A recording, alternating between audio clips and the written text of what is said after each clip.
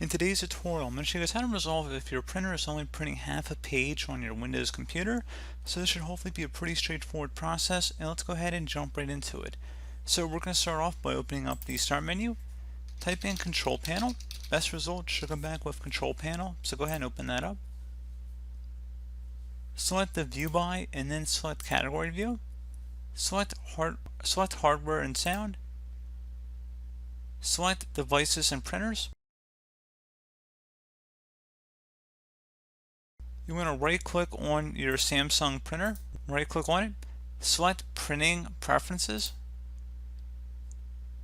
select the Paper tab, and where it says underneath Paper Options, make sure original size is set to letter, and you want to make sure output size down here is set to either same as original size or letter. You may want to change that depending on if one of them is already selected as the current settings. You might want to consider changing that either to same as original size or letter, or the inverse depending again on what your problem is and if it was already set to one or the other.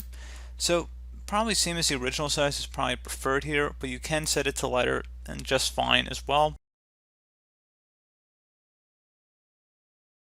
Select Apply and OK. Now you want to close out here, open up your Start menu, type in Word.